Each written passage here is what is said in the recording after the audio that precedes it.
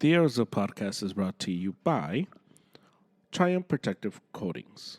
They specialize in concrete polish, epoxy flooring systems, micro top floors and walls, and self leveling underlays. They service all of California and they are an awesome company. They speak Spanish and they do amazing work. Check them out at triumph_coatings on Instagram. And if you use the promo code ARROWSUP, you get 10% off. So check them out. This is what I have for you today. David is here, and we're going to talk about friends. Can you make friends as you're older?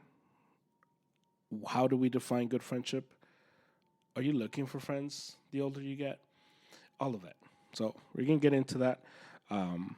This is going to kind of springboard a little mini series that we're going to be doing on friendship. So we'll have a few people on to talk about this just because it's such a, you need friends, and friendships are super important as you grow older, and it's coincidentally, they're super important, but they're also the relationships that dwindle the most. And the older you get, it seems like the less friends you have, and the circle gets smaller and smaller and smaller. But you need friends. You absolutely need them. So we get into that. But before that, I wanted to talk about something I did on the Instagram stories for Arrows Up. And that's this Shohei Ohtani story that it's his interpreter who, the story is he gets fired for stealing. But then it later comes out that it wasn't stealing. It was for using Ohtani's money to pay off gambling debt. And it was one of those things where Ohtani knew. And then at the end, Ohtani's team was like, no. We didn't know. It's stealing now. And so it's super shady. It definitely feels like something is being covered up. And if it was as simple as he stole from me, get him out of here. Obviously, this would ensue some kind of grand theft type of stuff. And it would be a whole investigation, court, lawyers, and obviously the public would find out about what went on.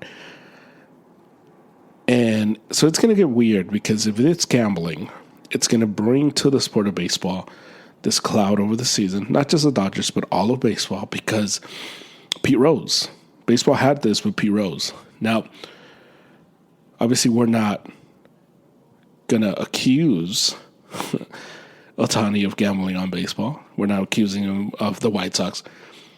But it is a weird place, especially in 2024, where gambling is so popular and so accepted in our culture now. And you got all these sports leagues who have contracts and ad contracts with all these different betting companies.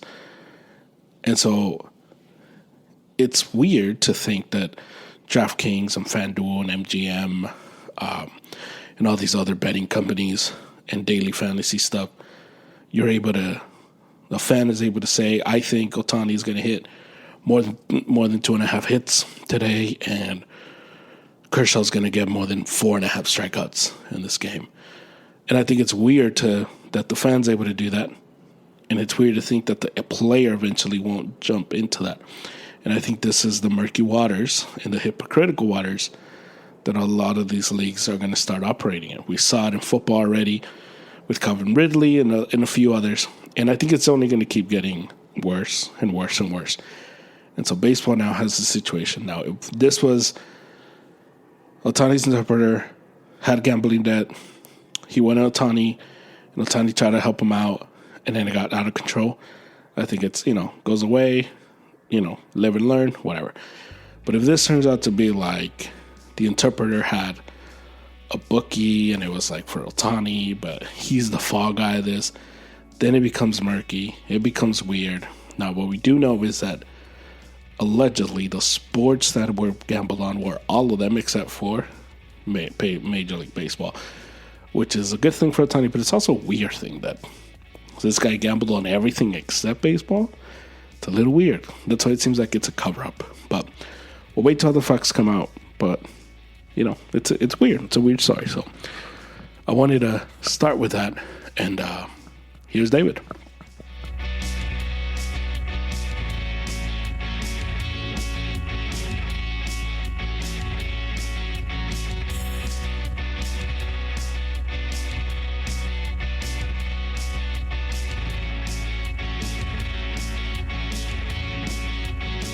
Sorry, I was muted. Brody, what's up? Yo. Yeah, it makes sense. I'm still in class. What's up, man? Calculus? No. Calculus, no. Calculus for a later date. Another time. What's up, dude? Dude, you had me like, bro, I was like a groupie. I was waiting for that latest Arrows Up pod drop last night. You were like, yo, check out The Last Thought. And I was there on Spotify, like, where it at though? And then you're like, all right, it's up, it's there. Did you, when I told you that, did you immediately know that it was I like didn't Canelo? know earlier, but earlier in the day when I had seen those reports and the videos on YouTube, him talking, I thought, oh man, I wonder if German saw this, and I want to know his thoughts. So when you said final thought, I thought, I wasn't thinking of that immediately. I thought, okay, it must be something really good if he's like a hot take kind of. Right. And so when I heard Canelo, I was like, oh, here we go. I was like, okay, cool. I was like, this is great. This is what I'm here for. I'm getting like the exclusives like before. Like you're getting that like that pre-sale warning for tickets for for artists. Right. You're a real fan. Come get the. And I was like, okay, Germ's got me on that speed dial email list. So. But Should we start with that? Just the Canelo bit, just because it's we're already here. We're already here. Okay. Because you mentioned all the greats before him that do this kind of thing, right? Yeah. And let me read. Go ahead. Yeah. Read the quote. Read the quote. Set it up. Go ahead, Carpo. Read the quote. If you want to listen to Final Thought, go listen to the episode. You can at least do that. Go listen to that. But this is the quote from Canelo. They asked him about David Benavidez, which we knew that's what they were going to ask him. Right. We knew this entire press conference stuff. It's going to be like, what about Benavidez? When are you fighting Benavidez? And he said, David Benavidez brings no money to the table for me. Just 25 pounds more on fight night. He's nothing. He's nothing to offer me money. But if one promoter who I work with comes and says, I'll offer to you 150 to 200 million, I'll fight tomorrow. So that's the quote that Canelo said about Benavidez. Now, everyone on X or Twitter, I like to call it X now, by the way. Everybody on X, Instagram, other Canelo haters came out of the what's the saying of the woodwork? Like all come out of the woodworks, like all the they're from under like, the rock. They come out from the rocks they're under. Like they're all like roaches just coming out. All at the night. Trolls under the bridges that you need to cross to get through life. Just like, oh, you're still here, dude. Like, come on, bro. And so I saw that, and and everyone that's been hearing us, you and I have been fair about our criticism of Canelo. But I read that, and it was the first time that I was like, I don't like it. I want you to fight Benavidez, but this makes 100% sense. Like, if I'm removing myself as the fan, and I'm just thinking, objectively in the history of boxing, I mean, this is what they've all done. And if you work for like Canelo Industries, you're like, oh yeah, this is like, that's the move. That's yeah. You know. And so I'm glad you said that because the first thing I thought of was when Floyd fought Manny. Right? Yeah. Because that dollar amount, that Floyd, if I'm not mistaken, north of 300 million to fight Manny, I think. Yeah, he got a lot of money. Yeah, that's so when I heard 150 to 200 million, I was like, that's not even that high compared to like what Floyd had said he wanted to do it for. And we waited for a long time to get that fight. Yeah. Granted, like you said, as a fan, I didn't like it. I was there, like, I still watched it though. Right. You know? So, again, that's 150 to 200 just so people can get perspective. Because you hear that and you're like, what the hell? Like, that's a big number. And it's like, well, all that is 3 million buys, 3 million pay-per-view buys at $80. Now, Canelo and Benavidez, whenever that happens, if that happens, that's going to be like $100 pay-per-view, $120 pay-per-view. So what he's asking is not like groundbreaking, you know. So that's where we're at. So it kind of calmed me down because remember we had talked about. I was telling you how if this is what we don't know is like the part of this where the business of it is attached to it. And I'm like, and maybe it's just a business thing. And it comes out, and sure enough, this book comes out where Canelo's like, well, I need to make more money if you want me to fight this guy. And I know people interpret that as I'm scared, especially because he says the 25 pounds, but it's, and I don't want to like step on the final thought, but it's, I think that's the point that people don't understand in fighting. Like, you are your own promoter. You are the one that sets your own market. Like, someone like Patrick Mahomes tomorrow could decide, I'm not going to do Lamar Jackson. Actually, Lamar Jackson is a perfect example of this. Lamar Jackson doesn't really have any commercials. So at least I haven't seen him in any commercials. He's not out here promoting himself and doing this and doing that.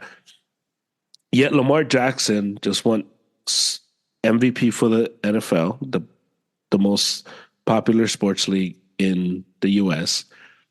And Lamar Jackson is as popular of a player as any player in football. And so he doesn't have to promote himself because the NFL will promote him. And he doesn't have to do interviews. He doesn't have to jump on a podcast because the NFL will take care of that. And in boxing and MMA is different because you have to do that. You have to like put yourself out there. You have to make a persona. It's why what's the guy's name? The MAGA guy in UFC? Colby. Yeah. So that guy is super popular. And I've heard like interviews, people are like, yeah, bro, like this is a persona. Like it's like, yeah. I saw there was a guy that like he didn't start to him and he was like, oh, I kind of miss old Colby. And he was like, I gotta do this to make the money, bro. He's like, he's like, I know it's not like pretty, but it's like, you know, I gotta cash checks. Because also Colby knows that his style of fighting too is not super exciting. So he needs that element because before the whole MAGA thing, like, dude, Dana was like close to getting rid of him in the UFC because he just wasn't selling tickets for fights. Right. And so it's like, you know. And now he packs the house. Yeah. So I think that's the part that people don't understand. So when he says, I need 150, 200 million, he's basically just telling Benavidez, become popular. hey, bro, get your weight up. Like, get on Instagram. Not literally, because 25 pounds, but like, like on paper, it's like, yo, dude, get that net worth up, because And we said this because with Boo Boo, which was supposed to be a big fight, right, he didn't do any numbers. So I mean, and I think that's the part that what's frustrating is how many people who like boxing, and I doing air quotes, don't understand this simple thing. It's not ducking. It has to make sense for both guys. And if Canelo's a super duper star, it has to make sense for him. You can't just it can't just be whatever we want it to be. It can't just be, well, he has to fight him because if he's the best, then that guy's the best. They have to decide. Because that makes sense to us, and that is worth it for us. And we can say, oh, well, UFC, and the thing is, this isn't the time for that. Doesn't matter what they do in UFC. This is what happens in boxing. I want to read you the top 10 pay-per-view buys. Yeah, I'm familiar with these, but go ahead. Some of that, I think. And so I want to read them to you because I want us to predict or kind of get a gauge whether Canelo and Benavidez can sell more than these. So I'll start with 10. Mike Tyson versus Roy Jones Jr. This is the exhibition fight they had a few years ago. Mm-hmm. That sold 1.6 million buys. Does Canelo Benavidez sell more than that? Honestly, at this rate, I mean, right now, I don't think so. I think they can sell maybe that much, but because right off the bat, just the names you're throwing at me. Mike Tyson, Roy Jones. And dude, those guys are like legends. You know what I mean? And I think that's the thing people don't understand. That it's Benavidez is known, if you've watched a little boxing. If you listen to Joe Rogan, you know who Benavidez is because Joe Rogan's all about Benavidez. But like your mom doesn't know who Benavidez is. You know, your grandma isn't like all about Benavidez. Yeah. And that's the type of popularity that he needs to get to. Everyone knows who Mike Tyson is. Yeah. You need to start pushing Benavidez the way you pushed Ryan Garcia a couple years ago. You know? That's what you guys need to do. Exactly. Yeah. All right. We do. Now you gotta. So some of these, the price of the pay-per-view is what makes them higher. So that's for sure that factors in. Yes. Yeah. So Mike Tyson and Roy Jones sold $80.5 million. That's how much they made for their pay-per-view. Floyd Mayweather and Miguel Cotto. This was a great fight, by the way. This was a really good fight. I watched that one at my aunt's house, yeah. 1.5 million buys at $94 million in pay-per-views. I think Canelo Benavidez sells at least 1.5, right? Right now. Like, yeah. Right now. Right now. Yeah. Right now. Yeah. Okay. Number 8, Mike Tyson versus Peter McNeely. And this was, McNeely was like some Boston guy, I think. And he came in all hyped up and Mike Tyson took care of him. 1.5 million buys at 96 million. Wow, okay. Number 7, Evander Holyfield, Mike Tyson 2. Ooh. 1.9 million at 100 million. That's how much that one made. I think that might be the one where he bites his ear off, right? Yeah, I think so too. Number 6, This one I was like, whoa. But then I remember this was an expensive pay-per-view, so it made sense. Gervonta Davis versus Ryan Garcia at number 6. Right. 1.2 million, and they made 102 million. And that just tells you the popularity of Ryan Garcia. So if you're in the Benavidez camp, you have to call Ryan Garcia's camp and be like, hey, can I have the data for the email list? Yeah. I'm like, just please give us a script. Like, how do you become popular? Like, please. Yeah. I'm like, you need to get on TikTok. You gotta do it for Tell Benavidez to go hang out with the Paul brothers a little bit. Yeah, have let them punch you a little bit. Yeah, the punching competition, all that stuff. Number 5, Lennox Lewis versus Mike Tyson, 1.9 million. This was a good fight. Lennox Lewis was just the man, and he beat an older, washed Mike Tyson at that point. 1.9 million at 112 million. Number 4, Floyd Mayweather versus Oscar De La Hoya, 2.4. And this was at the time the biggest fight there was, the biggest. 2.4 at 136 million. The top 4, by the way, is all Floyd Mayweather. Right. I assumed. Number 3, Floyd Mayweather versus our boy Canelo Alvarez, 2.2 at 150 million. The number 2, Floyd Mayweather versus Conor McGregor, 4.3 at 396 million. You know, McGregor brought all the UFC people to watch that, so that made sense. And the fight that we just talked about, the Floyd Mayweather Manny Pacquiao, 4.6 million. $410 million.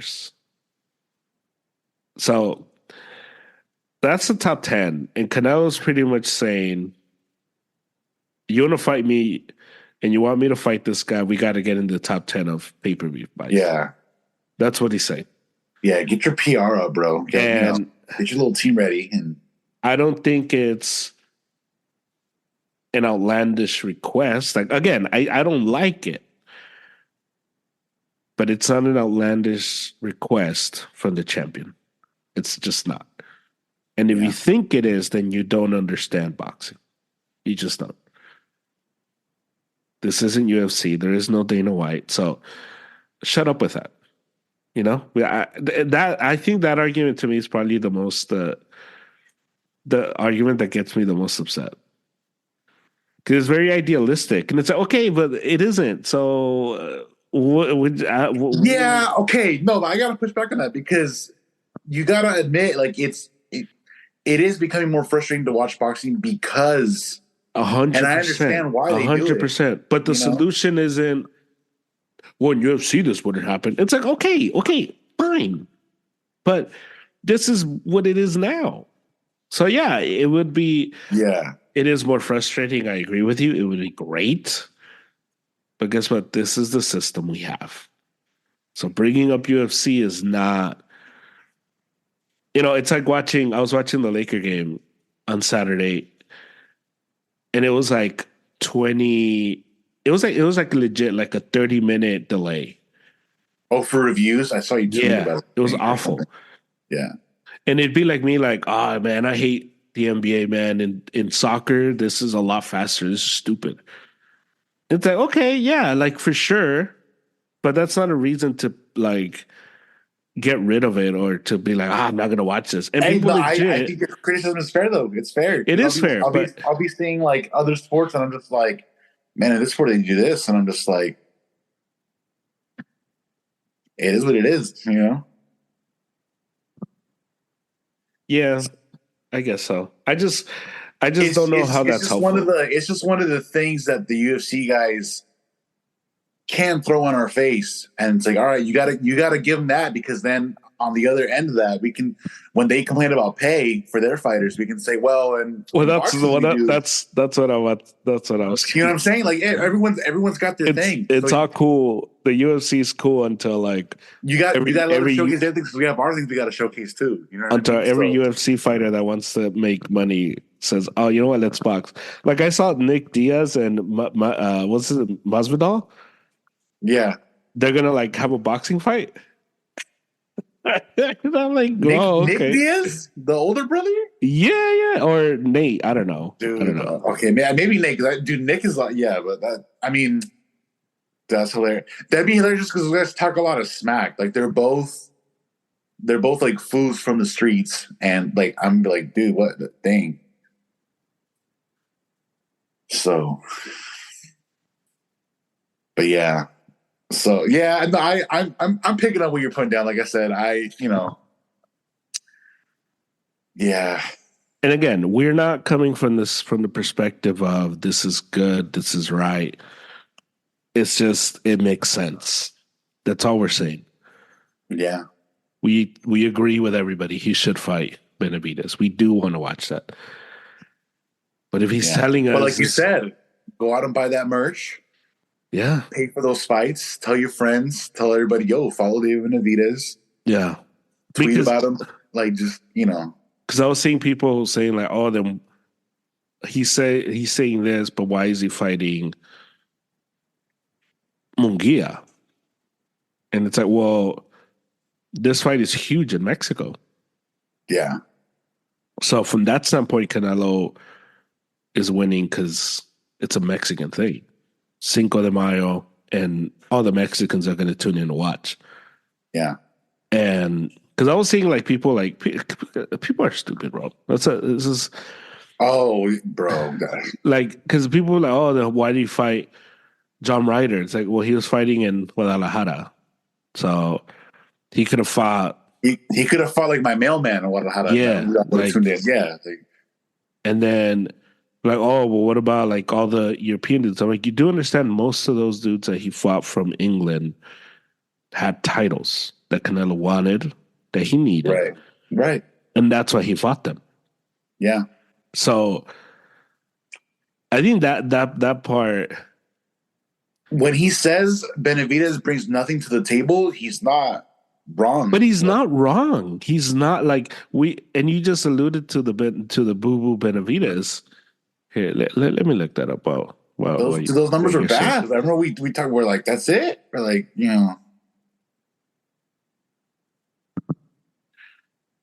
Hey, let me look it up. It was like when you get served a plate of food and you're like, where's the rest of it? Like, I thought there was, more on the way. I know when I see a TikTok of like this expensive restaurant sells blah, blah, blah. And they bring out the dish. And they put the plate and I'm like, come on, bro. If you don't get this off my face, bro. Filet mignon, filet mignon. What's up, dude? Like, get out of here.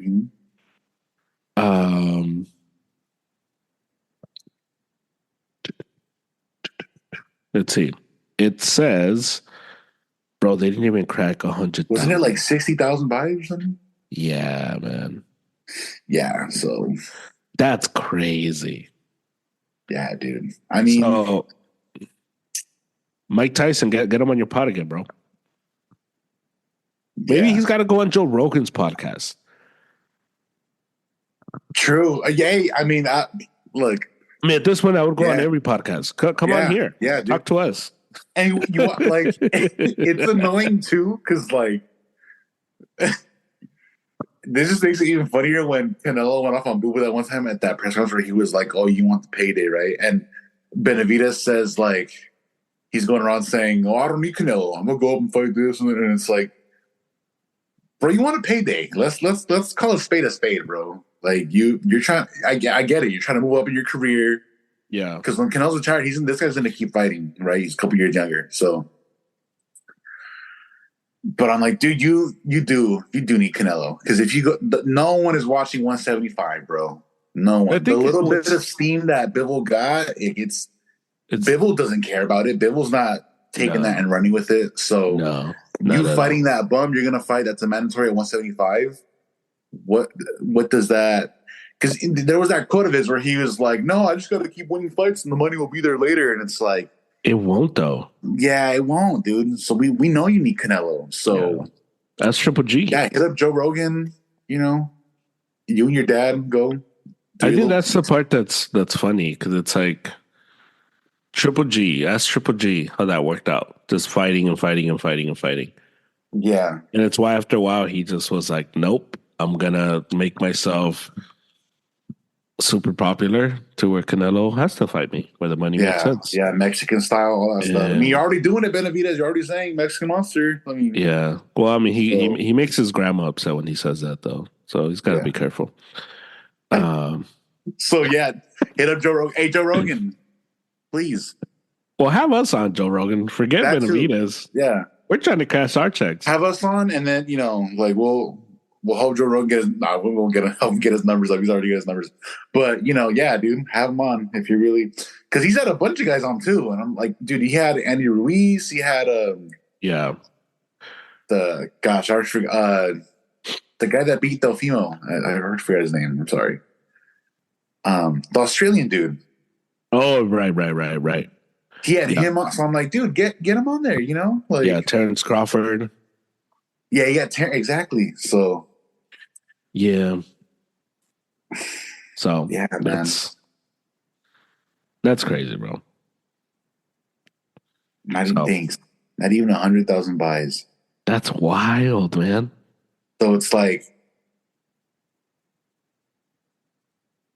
dang, like if you were to fight Canelo, it's like that you literally would not.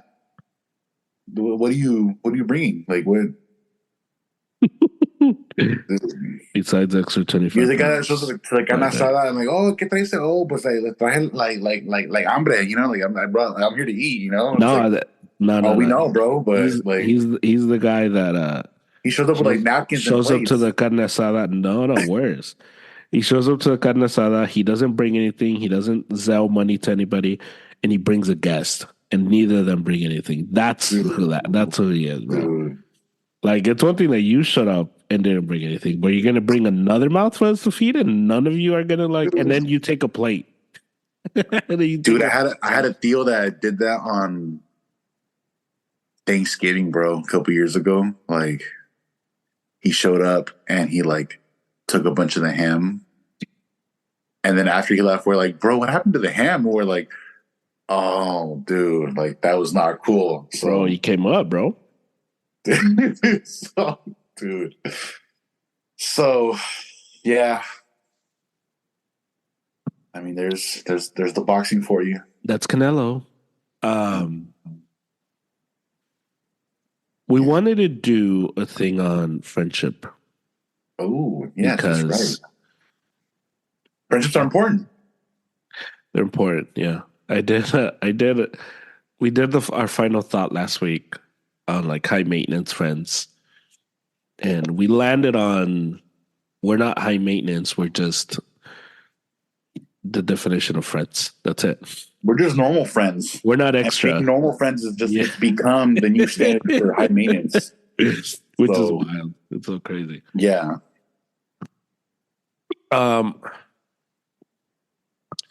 So when you're a little kid, I think it's a lot easier to be friends, right? Because you'll see somebody in the same class, or somebody wears like a Spider-Man shirt and you have a Spider-Man shirt. You're like, hey, you like Spider-Man? I like Spider-Man. All right, we're friends now. Or, you both play the same thing or whatever, Friends are, when you're a little kid, friends, everyone and anyone who is around your age group can be your friend. Your mom takes you to church. Your mom takes you to the park. She takes you to like, someone's house, and it's like, oh, they have a little kid, go play with them. And there isn't like, I don't know them. I don't know what's their name. It's just go play with them. And at the end, it's like, oh, your friend. Like, yeah, my friend. Yeah. And then at what age would you say that we become like selective, or like we start to be like, because I feel like when you're a little kid, everyone's your friend. Everyone in your class can be your friend. And then around like the 4th grade, I guess, maybe, right? 3rd, 4th grade? I think like right before like those preteen ages. Yeah. That's like when like I don't want to say trouble, but like just the drama tends to come around, which is people just start being petty. Right. Because we're kids, makes sense. Yeah. And at that age, kids, they start realizing that they can react the way they want to said issues that arise. Right. And so you've seen your parents react to people, and you've seen your parents like, oh, I don't talk to them anymore, or blah, blah, blah. Yeah. And that's when people start getting clicky, like just, oh, we don't talk to them anymore. Oh, blah, blah, blah, Now, so, yeah. Do you have a problem with clicks?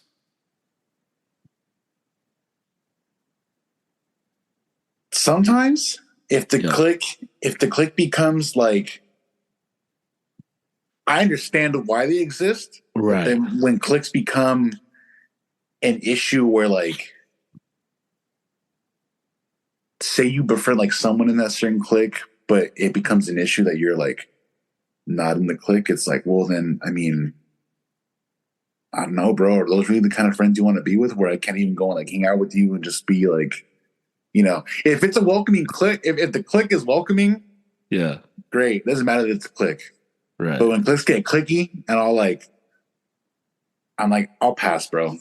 I think, okay, because I think cliques are super healthy. I like cliques. I think cliques, I'm on the let's normalize cliques group. Because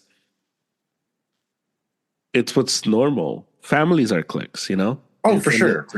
And it's what's normal. It's what's natural. So yes, there is unhealthiness in terms of like some cliques are, impossible to get in, or everyone's weird or whatever if you bring in somebody new.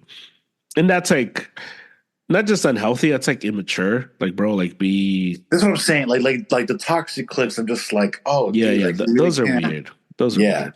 I understand being, because you mentioned this before, like as a pastor, when you're like, I have to guard and be protective of like the flocks. Yeah, I totally get that from the clique standpoint, like, But yeah, like you said, the toxic stuff, which I think a lot of cliques end up letting those toxic traits fester, and then like I've seen cliques in churches where I'm like, they exist within the church, and then they have like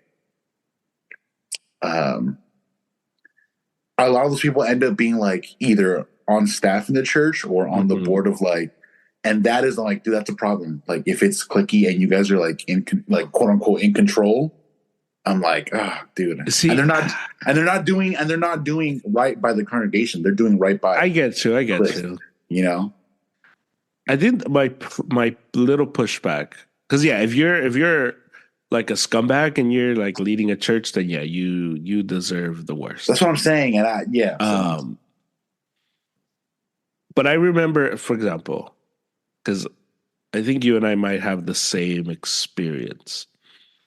But I was one of the kids when I was in high school that I was part of the cool kids at church because I like served and one way, Yeah, well, I mean, I wasn't in one way, but yeah. But still, you were in proximity, like Right. So I was like one of the students that was serving, and I was so people knew who I was. I could talk to grown-ups and like whatever.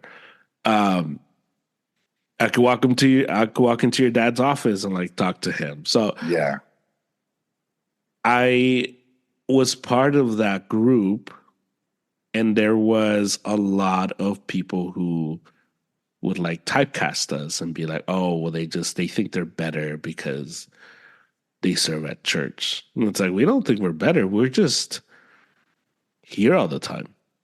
So yeah, it's not that we don't think, it's not that we think we're better than you. And it's not that we don't want to talk to you. It's just, I see Peter 4 times a week, Mondays and Fridays and Sundays, and typically on Saturday when there's something going on. So I see this dude 4 times a week for like 2 to 6 hours a day. So yeah, if I walk into a room and I see you and I see Peter, I'm gonna go to Peter. Yeah. Guess who I'm gonna walk up to? And it's not that I hate you, it's not that I don't think you're cool. It's comfort. That's what it is. It's strictly what it is. Now, if you we'll walk up to you and we'll talk to you, no problem. You come talk to us, no problem. But I experienced that so much that it made me be like, I don't think you understand like how important it is for us to have these cliques, because and I don't think all of us within those cliques were toxic, but I think there is a level of like loyalty that forms, and yeah, like it. And I also don't think it should be all that easy for you to come into a clique, right, and assimilate, because if a clique is a good clique, they've been around for a while, they have history, they've gone through stuff together, they've been mad at each other, they've had to forgive each other for things. Yeah. And so you shouldn't just be able to come into that friend group and know all the secrets and get all the inside jokes. It shouldn't be that. It should be it should be harder, and you should feel a little left out in the beginning, because guess what? That's what friendship is. Yeah. And so I think that's why I'm not super anti-cliques, because I see just the benefit of them. And even the most toxic ones still create a level of protection and a level of like comfort for those within it. Even though they're toxic. In and outside of the church, obviously, but even though they're part of it. Because I think it creates that like when I think of like my friends and the group of friends that I have that are like close to me, and like, you know, and I think of anybody that would want to come into that group, it'd be awkward, it'd be tough. And it should be, because we've gone through stuff together. You know what I mean? Like, and I think that's the part that's like that's not easily understood sometimes. And I think that's it also like, even okay, so like, for example, me, when I was added to that chat, you know, with the boys, you guys discussed it beforehand, like adding me, you know, and so that's that. I understand that. I get that. Like you know, the clicking each other, like, yo, like, do we, to the boys, like, right, do we want to bring in, and then you, on my behalf, like, explain, he's my boy, he's a good dude, blah blah blah. You know, you kind of give off like my little resume, right, and it's like, all right, let's bring him in. You know, yeah. And then with other individuals, they've been like, oh, they've been, hey, that wasn't cool. Y fuera, you know. It is what it is. And that happens. That happens where, like, that, as a kid, I had, like, instances where, like, I was friend with certain kids. Yeah. And then we had issues amongst ourselves. And then at one point they were like, oh, like, we've decided this dude's not our friend anymore. And I'm like, dang, okay. All right. I get it. Yeah. And it's so, and I think it's tough, because I think you're able to, as you get older, because so fourth grade, you start to become more selective, and now you might even have a best friend or two in class, right, you know? Right. Like, yeah. And now it becomes, well, that person's in my class, but they're not my friend. I don't talk to them. And you get the people that you play with, but they're not your friends' friends. They're just your friends. Yeah. You play with them at school, you play recess with them, whatever. And then you got like your friends, the one you wait at the gate for. You walk together everywhere. You like, they're your friends. The ones you gravitate to when you both arrive somewhere. You're like, hey, you know, yeah. So those are your peeps. And then I think from there you go to like fifth, sixth, you go to like middle school, and all of a sudden you either in a group, big group, small group, but typically in that you end up being like in a clique somehow, one way or the other. Now, you might be the least popular kid in that clique. You might be the most popular. You might be in the middle. But either way, you find yourself in a friend group, and you begin to socialize and relate to people according to that. So if you're the kid that they all pick on in the group, then you create like some kind of like, either you become like the punching bag and you let everybody do that, or you become super aggro and you just become like a dick. And that's what happens too. Where any like slight of disrespect that you feel, like you get all crazy. You're like, bro, like, chill out, calm the hell down. Yeah. And then that goes to like high school. And then I think, then your friend group gets even smaller. You graduate high school and your friend group is even smaller. Because now people are in relationships, they're going to school, they're working, people start having kids. And all of a sudden, like your friend group is really the people that are making the biggest effort to be in your life. And I think, I think this is where this idea of like high maintenance and low maintenance friendships comes into play, because you get the people. Stephanie's like this. Stephanie's the type that like doesn't need to be texted, doesn't need like any of that, and she's good. She's fine. She's cool. And I think that's like psychopath behavior. Like, what is that? Like, how?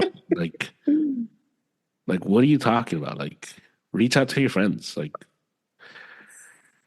and she has a friend who's like kind of like me and you, like texting. Hey, what's going on? Hey, this is happening. Hey, like, check this out. Did you hear about this? Yeah. Yeah, and I think when people think like high maintenance, people think like suffocating. Like, yeah, and it's like we gotta talk every day, and it's like, hey, doofus, like it's not hard work to send a text, man. Like, yeah, no one's saying like call for 2 hours every day. Yeah, don't send me a paragraph, an essay over text. Call me on your way to work. Like, I want to know what's going on at work, because I'd hang up on you. Like, what? Like, stop calling me, bro. Like, I'm like, what are you doing? Yeah. But a text of like, hey, did you see this? Hey, what's going on here? Hey, like, I think that kind of stuff to me creates like real friendship, because now there's people in the loop. There's people there. There's people that are like there for you, and you have like people there in your corner. And I think that's the part that's like wild to me. How many people, and again, I see it firsthand with Stephanie. How like, so you're cool, huh? Like you can go like a few weeks without reaching out to them, and vice versa, and you're like fine. Because I'd be petty. I'd be like, oh, look who's here. Wow. Does she consider this person or these people like good? Like these are like good friends of hers? Like, bro, they're like her best friends. Yeah. Like from high school or what? Or just college. Like, when did she meet them? Okay. College. Yeah. She dormed with these people 4 years. Dang. And to me, it's just like, how often do they hang out? So one of them, so one of them lives in. Now, because of my friendship with you now, I'm even more like, what the hell are you doing? Yeah.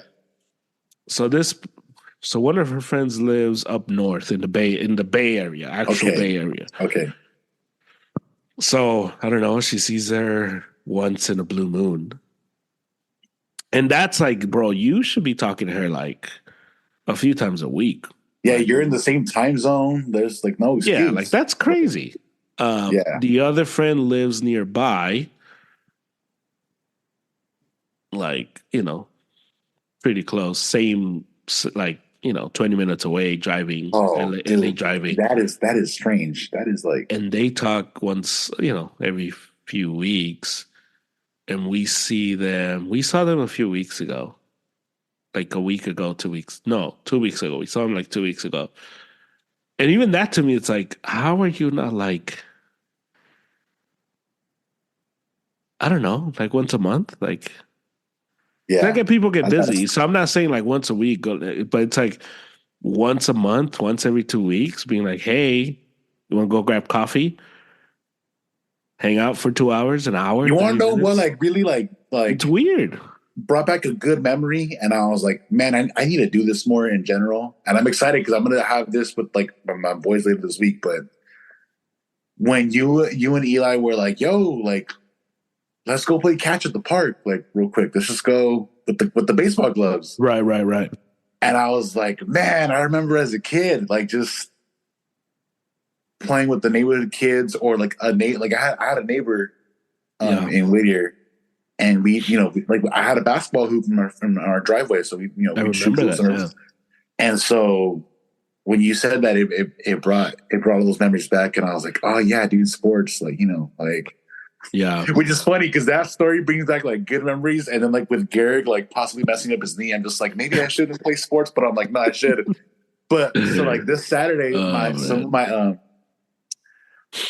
bandmates, they're coming up to Paso to we're gonna go like to the where I work to shoot some hoops, work out. We're gonna get in the sauna. Nice. We might even get in the hot tub. And I was like, oh yeah, dude, just like camaraderie, just right.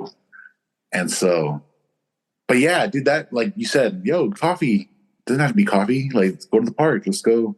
Yeah, and it's weird, man. It's a weird like thing because I have it again. I see it firsthand that whole dynamic, and I'm just like, I could never have that type of friendship where you do that, like because I need the constant like talking again, the normal friend stuff. That's what I consider friendship, and so I think that's the part that's weird.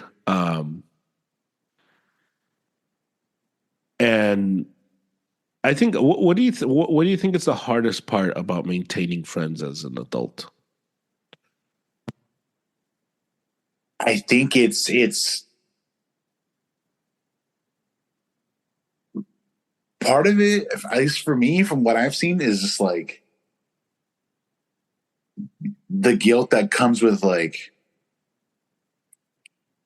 finding where that sweet spot is to maintain the friendship, and then saying, "Hey, like this is what it is. This is what it's going to be," or like, because I've had the moments where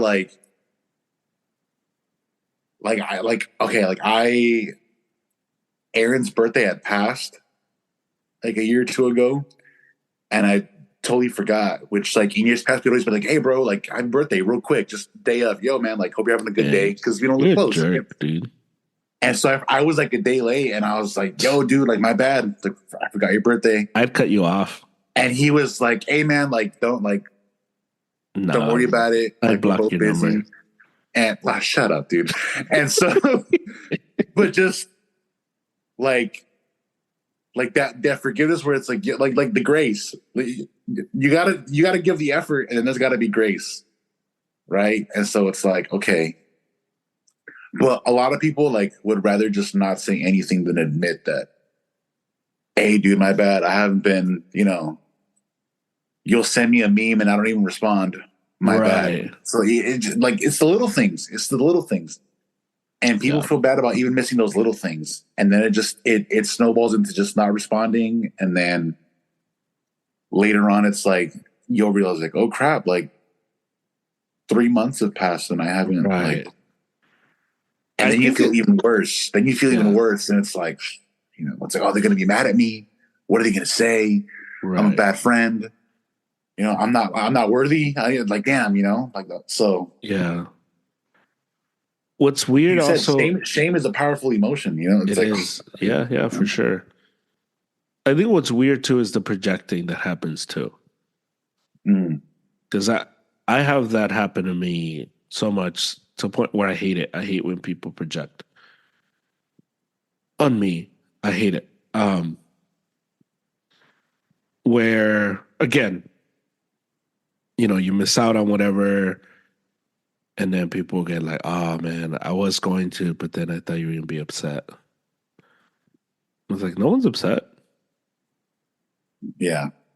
Oh, it's because I thought you were gonna be mad. No one's mad. Like what? Like you're projecting on me? Like you're projecting, and I think that's what's weird because I'm the type of person, if I see you, right? I see you and you act, and you're acting like you're walking on eggshells, and you're like, ah, man, I don't know. I automatically think like, oh, like you want to be left alone, and I just let it be. And I'll be like, hey, like you're good? Like what's going on? And you're like, yeah, it's fine. And I'll just give, that's Kind of like I match your energy, you know?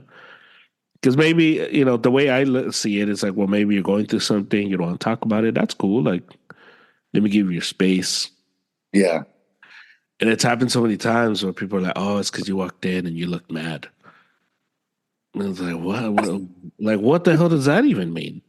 Okay, but we talking about it. It's because you got that face, bro. I know, like for sure, but I think this is where my frustration comes in.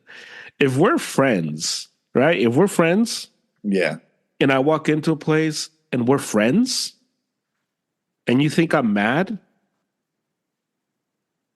shouldn't you, as my friend, have the confidence to be like, "Hey, dude, are you good? You look upset. What's wrong?" Yeah. And then for me to be like, "Oh yeah, dude, I was out in the sun," or "Yeah, I'm fine." Traffic, or honestly be like, "Yeah, dude, I'm fine. Sorry, with my face. It's my face." But I think the idea that your friends, not a stranger, your friends would act weird because they think you're mad when they're not even going to make the effort to ask you. That's wild to me. Yeah. That's wild. That's crazy. If I were to see you and I'm like, man, like David looks pissed, I wouldn't just be like, I'm just not going to talk to him. Because that would make me a horrible friend. I'd be like, Yeah. hey, dude, you're good? Like, what's wrong? You look pissed off, man. And I would not project it on you. I would ask you, and if you tell me, yeah, dude, I'm bummed out about this or I'm pissed about this, well, now I know. And all right, cool, man. Like, but I wouldn't just be like, oh, he looks pissed. Dang, it's gonna be awkward. Yeah. Because that's great. I don't know. That to the me awkwardness gets too. Like that's a huge thing where people can't even. Oh man. And man, dude. I mean, we like there are people that. I mean, we talked about this. Can't even handle sitting in the car by themselves in silence. Yeah. Because it's just too uncomfortable to be like, Yeah. And so, and that's someone by themselves. Imagine adding another human being to that equation. Right. A lot of that I think might even have to do with like bad experiences with past friendships where like they maybe think, because again, you got to think not everyone's going to think the way you are. Someone might be mad at their friend and like say that individual were to come up and be like, hey man, like, are you okay? They might be mad at you and they might like, if this said person doesn't know how to handle that, they might be like, dude, leave me alone. I'm mad at you. Like, and then they're going to be like, damn, I asked how they were and they were mad at me. And then they take that signal as like, I should just not ask. I should just give them space. I get you. And it just, and again, it snowballs. There's no communication. There's no, No, I get you. I'm just saying like someone who's mature would even be like, even if it was like, say you were mad at me, right? Say we were see each other somewhere and you're mad at me. Right. And let's say I were to ask like, let's say I have an idea that maybe you're mad at me and I were to be like, hey bro, like, are we good? Yeah. Right. Just the fact that I'm asking and then you also being mature, if you were to be like, hey man, like I'm still a little bothered by what you did. I need some time. Boom, we communicated and people don't. But you hit the nail. Like, you hit the nail right on the head. Yeah. Or you hit the hammer right on. I don't know. Whatever that expression is. You hit the nail. You hit the nail right on the head. Yeah. You know if someone's pissed at you. Yeah. And I'm talking about it specifically to me, obviously, but I think we all know people in our life that like have a face that just, is in a friendly resting face. Yeah. And it's one of those things that if you want to make wild assumptions about how they feel based on their face, at a certain point, it's like, well, shouldn't you know them by now? Yeah. Like, instead of like making wild, like, accusations, because if you're pissed at me, I probably have an idea as to why you're pissed at me. Yeah. And there it goes one or two ways, whether I think it's valid, like yeah, I messed up. And I'm the type of person that immediately like apologize. Dude, my bad. On me. Yeah. Or if I think, nah, I did nothing wrong. You're upset, you're upset. And that's happened to me too, where it's like I need people to be like, bro, you gotta just apologize. Just happened to me a few weeks ago. And one of my sisters was like, just apologize. And I was like, no, I did nothing wrong. I did nothing wrong. She's like, apologize. I did nothing wrong. And so there's one of those two. And I think that's the part of like friendship. And as you get older and you have friends, and I think this is why like this conversation is so important, because I think it's so important for us to be good friends, to know our friends. Because I think there's so many people who are adults and they have friends, but they have no idea who their friends are. They have no idea how to talk to them. They don't know how to socialize with them. They don't know, like, what do they do when they're upset? What do they do when they're sad? How they react, yeah. And I think that part, to me, like, if you're someone's friend, if you say you're someone's friend, you should know that. Like, you should learn, well, at the very learn it. Because how are you going to be friends and not know that, not learn that, not understand what that is? Like, if next year, for example, God forbid, the 49ers lose another Super Bowl, and you and I have to, you and I record a Super Bowl podcast, and I'm like by then I might be so numb that it'd be like, whatever. And I'm in the dumps again, and I give you the same energy I gave you in this last pod, because you see me through it, because you saw it. Yeah. You would approach it differently, and you'd be like, oh, this is just, it's going to wear off in 15 minutes. We're going to be fine. We just got to write this out. Right. And that's the part of like learning. And I think that's the part when I think of friendships, I think there's a lot of friends that don't know each other, that don't understand each other. That instance, that post Super Bowl pod was the first Niners Super Bowl that I had been like good friends with you, where like, right. Because the 2018-2019 one, I knew you were a Niners fan.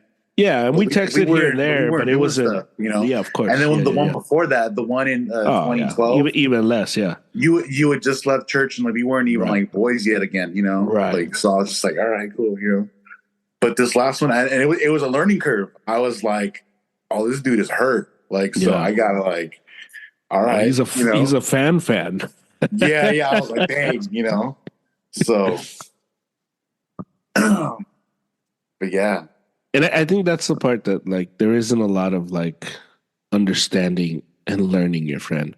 And I think that's part of the friendship. Like if you're someone's friend, you should get to know them. It's kind of like a lost art, dude, because you'll see it all the time where like people just don't really know how to have conversation and ask important questions and like navigating situations. Yeah. Like it feels like nowadays, I mean, I don't want to say nowadays, but like always, it's always just been like a very superficial, like just, oh, we go out, especially with guys. It's like, oh, yeah, it's my boy. And it's like, most people are like, oh yeah, we go out and like drink together and we go out and like, and it's like, well, have you guys discussed like, the finer things in life or like tough situations? And so, yeah, that's one of those things where like,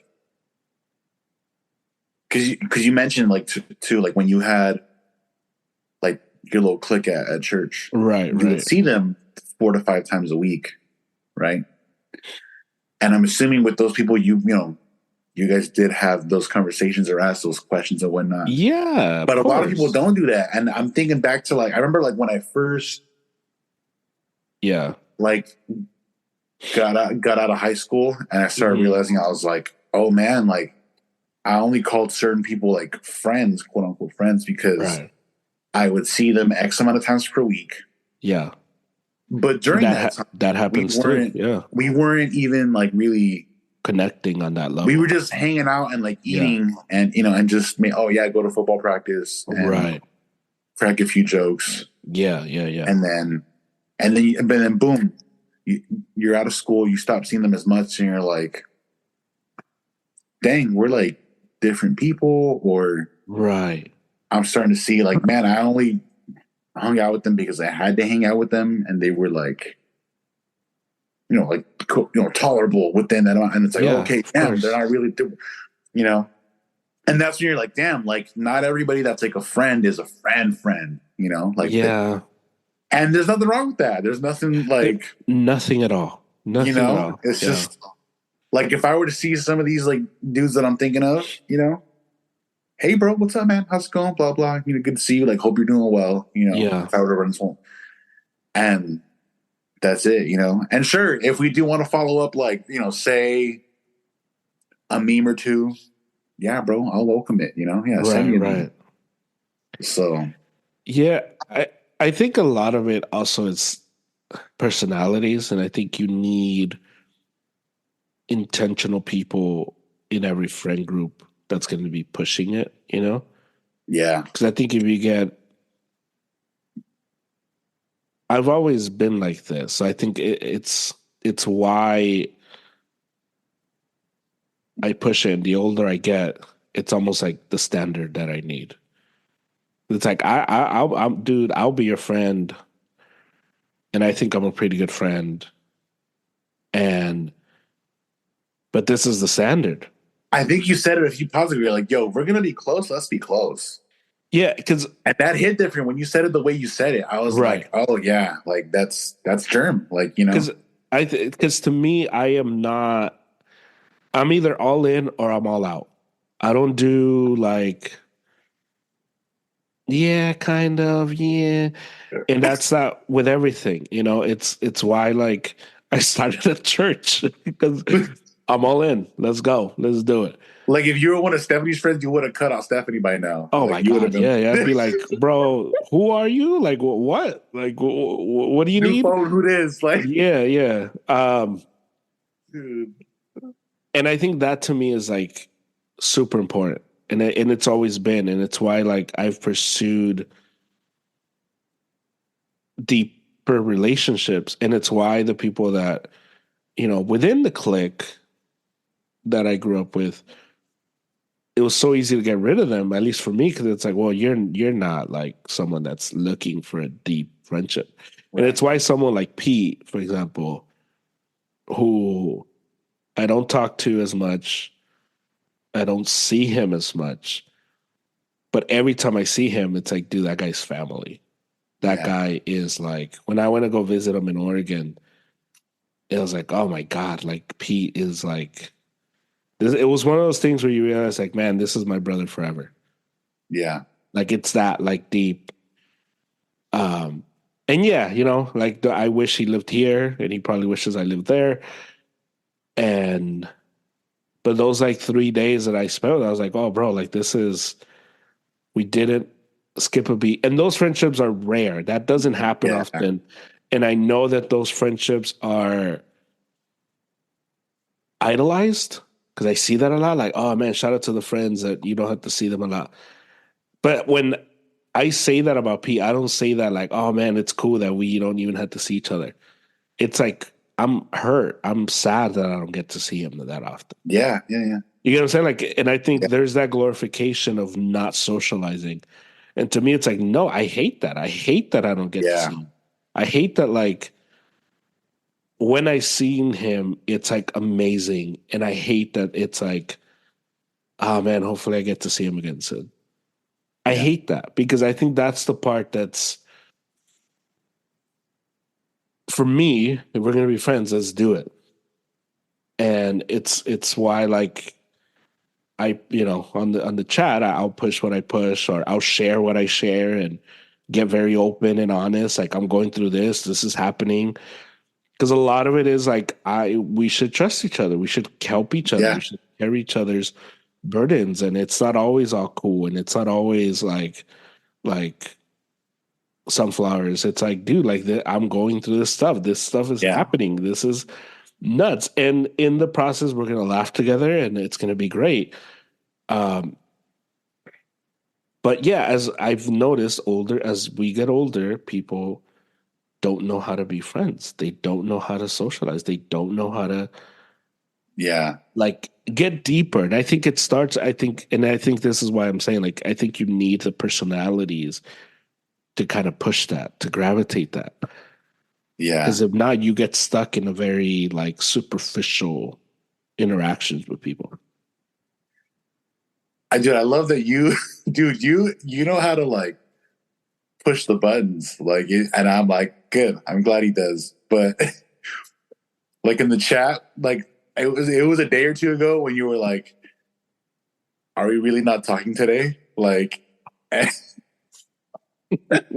immediately I like my initial reaction was like to be triggered. I'm like you know, like sigh, like no, like you know, breathe out the nose.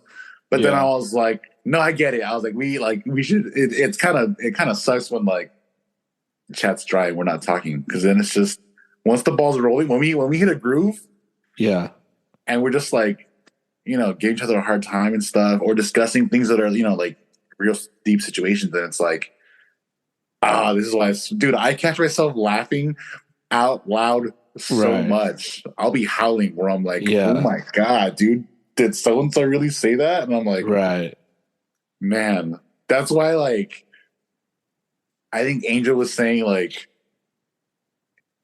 he'll be laughing at stuff in the chat. I'm like, his wife will be like, what are you laughing at? Like, you don't laugh like that with me. And then it's like, these guys, though, in the chat, like, they're just, you know, we're being boys, you know? And it's just like, you can't share that with, like, everybody all the time, you know? So, but yeah, it's just funny, like, because you'll know what to say or when to say it to push things forward. And I'm like, all right, I see you. See, and that comes from, like, spending time with people. It comes from learning and growing.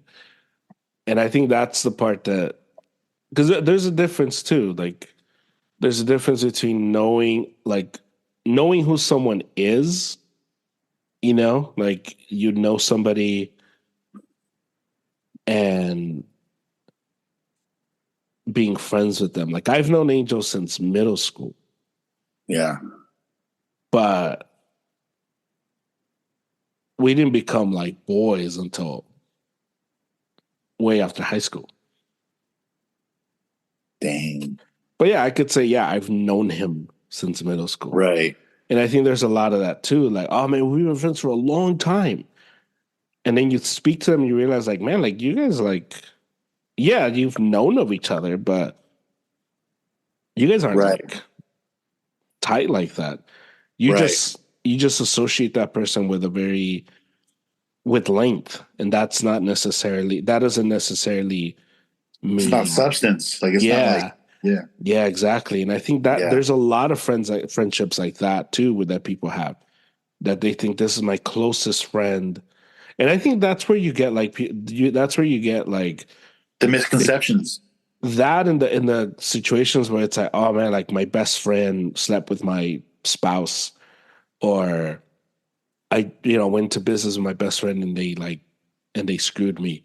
And people are like, man, how could that happen? It's like, well, because they weren't really your close friend. You knew them long term. And I think you can have sleepovers with someone, you can cry in front of someone, you can like have moments where you think you're creating a deep friendship and not have a deep friendship at all. Mm-hmm.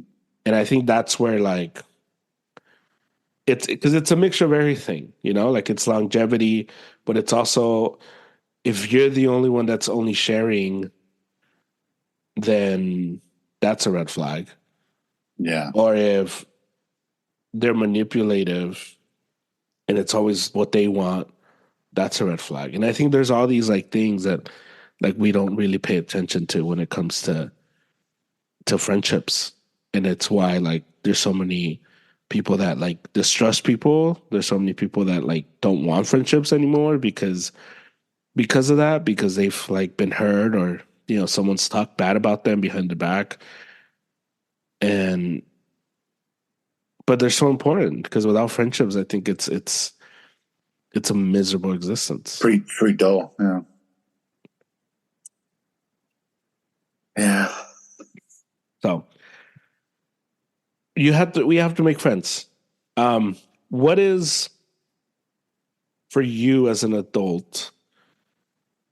What is like the toughest? Well, no. Are you seeking still at this age to make friends? Like, are you cool and always open to like, oh yeah, I'll welcome friendships. I think so, but at this point, I really want I'm definitely being more selective about them being just like-minded people. Because there are people that I'm cool with, and I'm just like, oh yeah, like they're now where I'm at now. I'm like, they're an acquaintance. Like I like them. They're cool. Yeah. Get along with them. Right. But now I'm thinking like, is this someone that I want to like have life experiences with, and we're gonna appreciate the same things, and then and so that's kind of where I'm at, where I'm just like, oh, do you like this or this? What do you think of this? And I'm just like, and then based on the answers, I'm like, this person might just be a cool acquaintance. If I see him on the street, I'll be like, yo, what's up, dude? Or I'll be like, oh, this dude could be a homie. He's got homie potential. Right. All right, let's throw more tests at him and see, how he responds, and just, and then, and learning their like their tendencies, and then asking them about said tendencies and be like, yo, like, what is this? I noticed you did this. What's up with that? Blah, blah, blah, vice versa, because I've had situations like that where like I have my idea of like how to go about things, and then I have like a friend, and I'm like, yo, let's go hang out and do this, and then things don't go as planned, and I end up thinking, I'm like, man, like that didn't work out. That wasn't cool. And then I'll maybe ask them about like their thought process behind why they did what they did, and I'm like, oh, okay. And it's like one of those things where it's like like where I kind of want to project, but I'm just like, oh, maybe they're doing this because of this, this, and this. And I'm like, okay, they're not really, they didn't mean it that way. All right, cool. Yeah. They meant something totally different. So, right. Like with making plans, I have a buddy who, like, we'll go out and do stuff, but every now and then, like the time, the day of, like, on like when we're going to meet, or like, it's always just like a little loose. And I've learned not to take it personally if he like if I invite him somewhere. I can tell that I know that when he kind of beats around the bush a little bit, I'm just like, oh, he's probably got something going on, and he doesn't want to tell me no. So I'll be like, all right, he's probably not going to go, which is fine, And then when he says he is going to go, and he's like, oh, I'm going to go.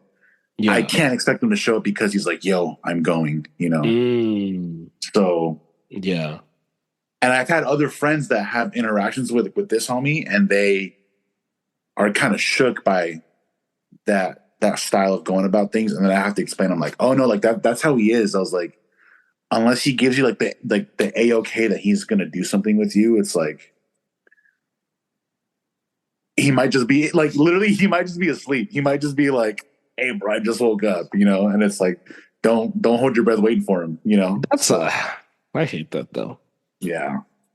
It does suck, but at the same time, it's like they never said they were going to go. So I'm just like, bro, I've learned not to take it personally, is what I'm saying. It's right. Like, all right, cool, And then when we hang, when he's like, yo, I'm pulling up, I'm coming through. Yeah. Okay, he's gonna be there, Yeah. But yeah. Yeah. That makes sense. Mm-hmm. Yeah, because at this age. What about you? Because like I feel like you, like, now hearing that you're like, you're cool with the cliques, the healthy cliques. I feel like someone's really got to work to earn being just your friend, period, before you even invite them into a clique that you have.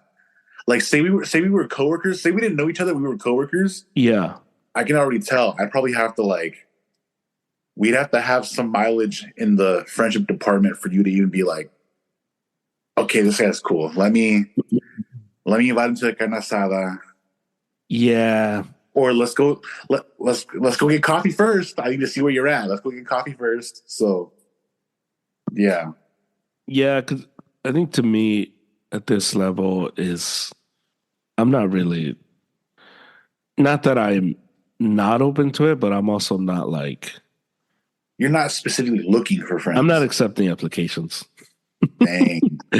But if like if the right person comes and it's like, oh, you know what, like this person is pretty cool. Um, and I think with coworkers is like tough because I think there is a level. Like I've hung out with some coworkers outside of work, and it's like, oh, you just like want to talk about work, and it's like, yeah, okay, I'm good. Like I don't want to talk about like whatever work we're doing. Yeah. Like I'm good. Like we don't like I'll see you in the office. We don't need to we don't need to hang out. And because I remember like I would like order the fights, and my coworkers would be like, oh, like they'd be fishing for an invite, and it's like I've hung out with you outside of work. All you want to talk about is work, and I don't do that outside of this office. So yeah, you're not So invited. you're like I'll put you on the waiting list, and if a spot opens up, maybe I'll consider. Yeah, Like, it's just to me like there is. I take friendships super serious, so I'm not like I don't like hanging out in big groups. I yeah, don't like going to big old gatherings. And then when I do, I'm always like in the table with the smallest group with a smaller group anyway. yeah. Um so I don't want to I don't like that attention anyway. So when I think of people who I would be friends with, I think like, man, like I take that seriously. So I don't need like if we're just gonna talk about sports, I don't know. Like I don't really like I talk sports, but I don't know if like I want to like I don't know if it's like, oh, you're my boy. We talk about Right. soccer. It's like you could be some dude I know that we talk about soccer with. Because Yeah. when I think friendship, I don't think hanging out just only. I don't just think like grabbing. I think of like real life stuff of like if I'm going through something and I need to like move out and I call you, will you be there? Because I think that's the stuff. Like if I Hmm. need a place to stay, because would you offer your couch? Because I think that's the part like where I'm at, and maybe because I'm older, that I just think like friendships, that's where they need to be. Like it isn't Right. a like, oh man, like let's go to like I don't know X Let's go. restaurant, and Yeah, let's go hit this. Let's go. it's like no, I just I don't I don't need I don't need more friends for that. And I think that's Yeah. the part that's like that's different. So yeah, I'm not necessarily looking for deep friendships. And obviously acquaintances and casual deep people are always like welcome, but the deep rooted people that you're gonna do life with, no, not really. Yeah. Now it is it is different though because like I am finding that like and I think well the reason is not so the reason why I have this mentality is also because like I'm realizing that I have like all the friends I need now for Mm. everything. You know what I'm saying? Like Yeah. and so like Stephanie and I hung out with this couple. We hung out with them twice. And it was like super cool. and I've been friends with the wife for, I don't know, like over, I think we're going on 10 years. Oh, wow. Okay. And so when we met, we were both like young, obviously, younger, and like no real responsibilities. And now, like, we're both like a lot older and have real responsibilities and commitments and, marriage and stuff like that. Uh, and so it was hanging out with them was like, it was cool because it was like, oh my God, like this is another couple for friendships like that. Because obviously it's Angel Yeah. and his wife that we're doing life with as well. And I think that's the part that's like super cool because it's like we don't need to add a couple. And obviously, Stephanie and her friend and her husband, and they're super cool too. So even in that, you find like, oh man, like all the people that I need are already here. I don't need to go out fishing for more. Right. So I think of that. I think like sports wise, well, I got my dudes that I talk sports with, and that's cool, and do life with. For hobbies, you and I are doing this, and this is cool. Like we don't need like we can have a revolving door of dudes that come in and out. And that's cool. And I think that's the part that where I'm realizing, like, man, like everyone that I need in this moment is here. Yeah. And so yeah, I don't need like to add another person. So yeah, I'm not as open to it as I was when I was younger. Yeah. But that makes sense, man. Because you like I feel like most people they're in that category where and I've seen it. Like I'll see people like either that I know like from music or Right. like church or Yeah. or from work, and Mm-hmm. because the art of like finding friendships or maintaining them is kind of lost, these people end up saying they get a little desperate where they're like, I've heard people say couples where they're like, oh yeah, we need more couple friends because we don't have like anybody, literally.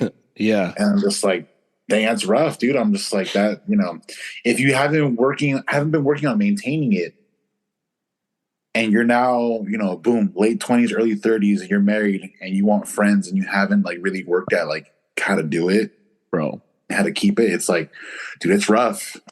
And these people end up being like, oh yeah, let's go, and sure, eventually like they find a couple or two that they can hang out with, and it's like, all right, cool, But man, I've met some people that are like, yeah, we don't have many, like the phrase like, oh, like we don't get out much, and I'm just like, oh, you guys are actually like, you guys are living that, and I'm like, all right, that's so.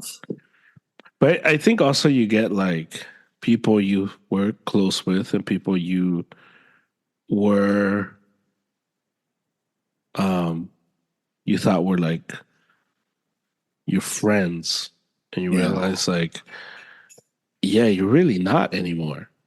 And obviously we have that, with with with the individual.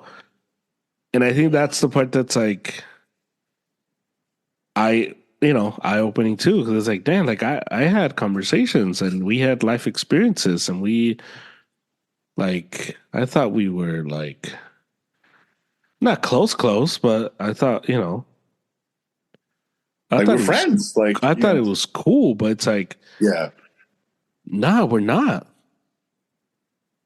And that's cool too, because it's better to know than to not know. But also I think there's also that component too, where you realize, oh man, like you're not part of my life and you're not going to be, and that's fine. And I think that part, is also sometimes tough for people to navigate because it's hard to like realize like, oh man, that person's like out of my life now.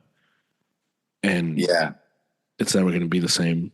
And you see them in public, you'll shake their hand, maybe give them like the bro hug or whatever, or the side hug, for women, whatever. But it's like, oh man, like they're not, but they're not your friends anymore like that. Right. And I think that's part of it too. And I think that's super, with those friends that are like, they're like, they drift and no longer become like, they're no longer friends. If the olive branch is extended and they want to rekindle, are you open to that? Or are you kind of like, hey, dude, let's call it what it is. Like, that's just, I assume it depends on the individual and if you miss them too. Because it's one thing to be like, I think it depends we're not as close anymore and I miss them, but maybe they're not as into it as I was as much. I think it depends on it, and vice versa, I think it depends on what led to the drifting. Yeah, because I think if it's life, like if I got busy and I started going to this school and you went to that school, or I started working here and you started working there, and it's like, I think that's easy to mend sometimes. Yeah, because sometimes life just drips you apart and you just never come back. Yeah. I think if it's an offense, especially if it's an unaired offense, Mm-hmm. you did this and that pissed me off, and I was just kind of like, screw you after that. And I never spoke about it at all. Well, now you have to bring that up. Yeah. At least at least if you want a deep relationship, because if you're okay with like, yeah, we patched it up, it's cool, then I guess it's up to a person, but you've had to have patched it up, or there had to have been I think there has to be an acknowledgement or a complete change in one of the parties to be able to be like, oh man, like they were like this, but now they're not. And now it's different, and it's cool now. And I think that's the difference, and I think it just depends on what it is. But most of the time, I think if someone is out, I think it's pretty hard for them to come back in because, the hat is, the cat is out of the bag, or other, whatever that's phrases. And I think that's what that is. I think it's hard to put the toothpaste back in the bottle. Yeah. What happened. And whether it's life or whether it's like an actual like thing, you almost carry that forever. Like if I did you dirty, you could forgive me and you could like be like, we're cool, man, don't worry about it. But I'm probably going to always carry that with me. Oh, yeah. And I think that's the part that some people, and I think that's where like, I think people have to be willing to let it go. And because it's like, I'm not bringing it up. Like, I don't see you that way anymore. But if you're going to carry the shame, like you said, like shame's a very powerful emotion. If you're going to carry that shame, if you're going to carry that, like, oh man, I know a long time ago I was bad and blah, blah, blah. It's like, bro, I think those friendships are always like in very unstable ground, because it's like, well, if you're going to always carry that and you're going to like always act that way, I don't know, man. Like it happened. I said, it's good. We're good. It's fine. Yeah. And I think there has to be that too, not from the person that forgave, from the person that received the forgiveness. Right. Like, be willing to accept the forgiveness. Be willing to accept. Yeah. Yeah, dude, this isn't over your head anymore. Like, you're fine. You're good. Yeah. Man. Yeah, man. Friendships, they're important. keep them if they're valuable. It's kind of interesting hearing that like we had that moment in the chat a while ago where it was like you and I were acknowledged with this individual about being like the olive branch friends, you know, like the loyal friends, and I was just like, oh man, that was a nice moment, you know. Yeah, but I guess to me it's like, well, what am I like? Like, am I not supposed to be that? Like, I don't know. I always feel strange in those it's moments. hard though, man, because I mean, dude, because I don't know, like with this particular individual, the moment that we were alluding to was like, yeah, I was mad in the moment, and I didn't know this at the time. Right. At the time I was a kid, right? But I didn't realize how big of a deal it was until later, where I was just like, where I was cool with it. I was like, all right, dude, it is what it is, you know? And I was totally willing to, at that time, and even now, I was like, I'm mad, but I can't even like imagine my life without this dude in my corner. So I was just like, well, this will come and go. Especially with the age we were, I was like, right. Yeah, I mean, but I think also like there is a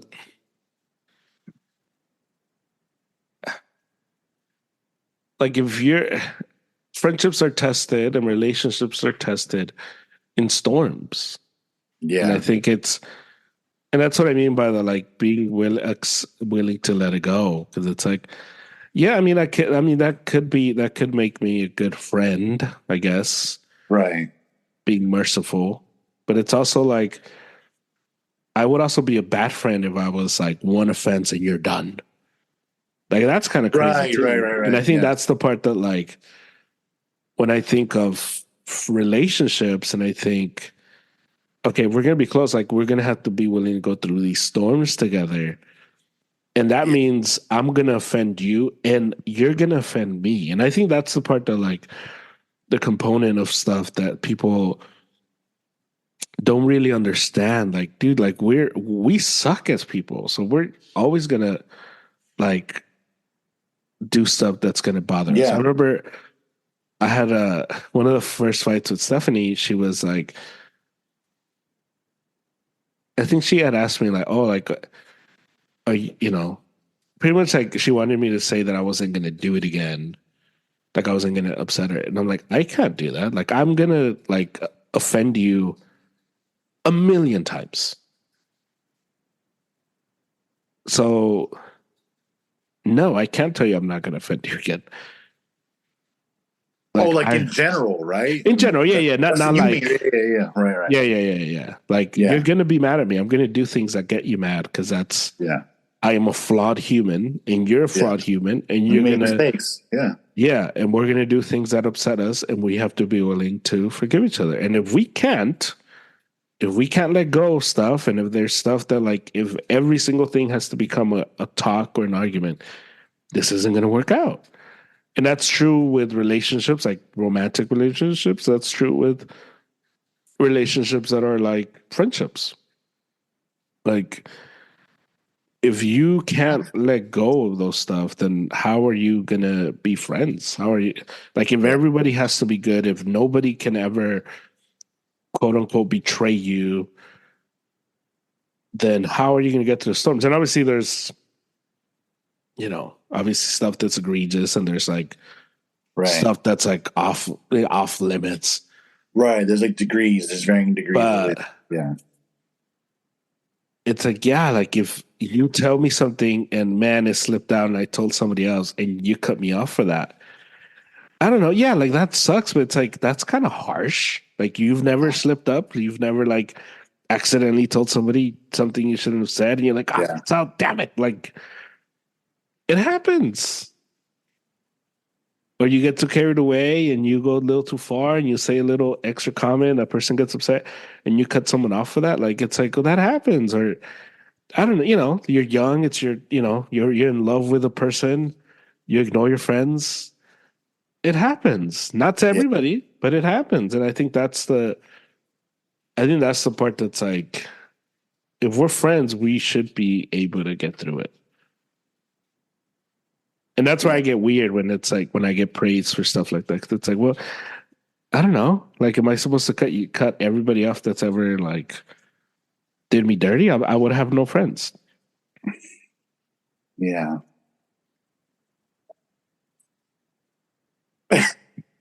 So it's just, I think to me, obviously, friendships are super important and you need them.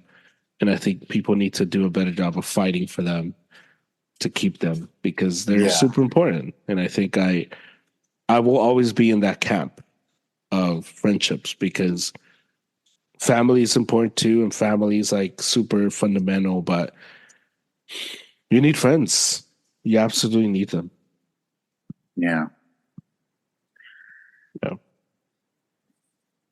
I feel like that's a whole other ballpark sometimes, like the family thing. But another day.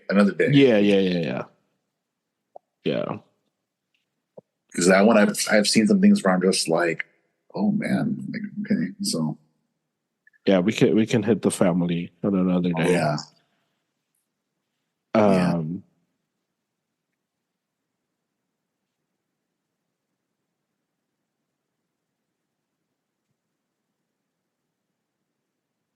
Yeah, man. Wait, so did you stay up to watch? I stayed up. I woke. So I went to sleep. I recorded the pod and I posted the pod. And I went to sleep. And I put my alarm. I woke up at 3, and I was in and out. So I was like, I watched most of the game. So I was watching it, and I would like doze off for like 5 minutes. I would come back and I'd be like, okay. And I saw like the most important parts of the game. Right. Yeah, man, it was fun. It was fun to have baseball back. The Dodgers are not fair. They're like they're like Thanos. Like it's inevitable. Inevitable, like, yeah. Just like the game was like 2-1 throughout the game, and it got to like the 8th, and it was one of those like, man, if the Padres let this team hang around, they're gonna lose. And sure enough, like Dodgers just got it rolling, and it's just like they're just too good. You can't give them life. You got to kill them. So it reminded me a lot of like in the first Endgame movie where Thor like stabs him in the chest, and he's like, you should have gone for the head. And like, yeah, dude. And that's what it was. It was like, oh, you had them. You almost got them. But God, dude, you should have gone for the head. Like that's what you should have done. And then I went to sleep for a little more while after the game was over. Yeah, but it was good. Right on. It was a fun one. Canelo just said, as we wrap up, he tweeted right now or what? I guess he's in a press conference. Oh gosh. And so this is happening live. It was like breaking news. Yeah. On the pod. Dang. They asked him about supposedly the deal that Benavidez had offered him. Oh, yeah. The 92%, 98%, and he would take 2%. And this is what Canelo said. Quote, he offered me nothing. And who is he to offer me money? If he offered me the amount he said, I can make that amount with anybody. Yeah. And that's, end quote.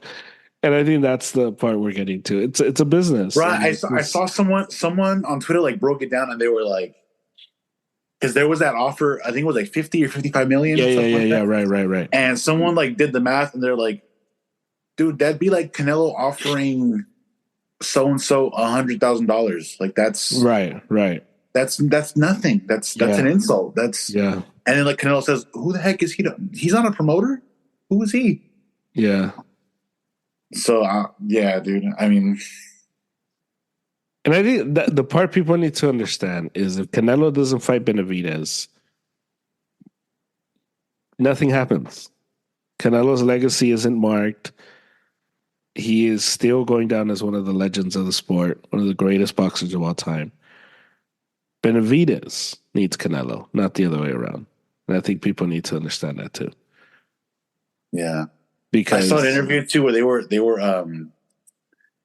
and it's funny how the roles are reversed, and it's like, oh, like you guys, like, damned if you do, damned if you don't. But when Canelo fought Triple G the first time, there was this whole like, oh, Triple G's older and Canelo's the young buck and blah blah. And now Canelo's in that spot where he's like, he's the older cat. Yeah. And they want him to fight, and it's like, well, he's like, I mean, Canelo was like, either way, I got hate for both fights. So it's like, so he was like, I don't care. I mean, you know. Yeah. Get more popular. Yeah. Go buy. Are you popular enough? I like that in the title of the. Yeah. Oh man. So, you have a final thought?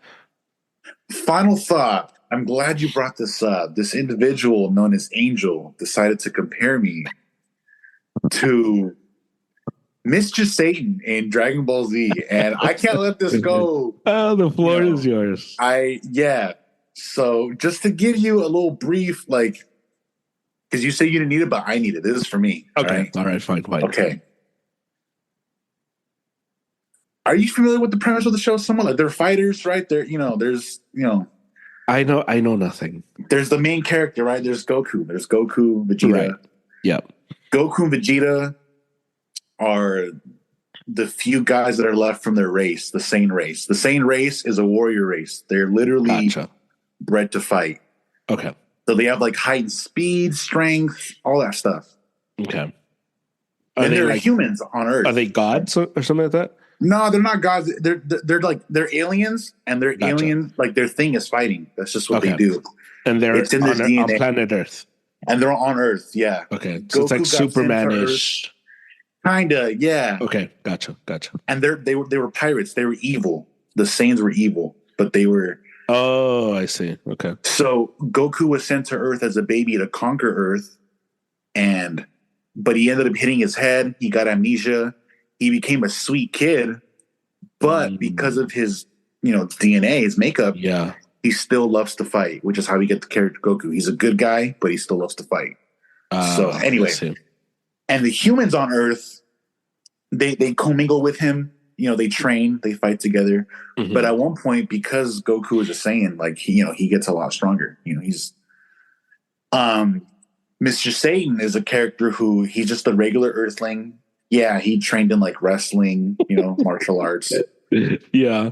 But he's a total scrub. He's a total, bro. Okay. Now I see why you're so insulted. There are humans that train with Goku, his buddies, that are much, much better fighters. Like, there were so many guys Angel could have said. So I'm just that, bro.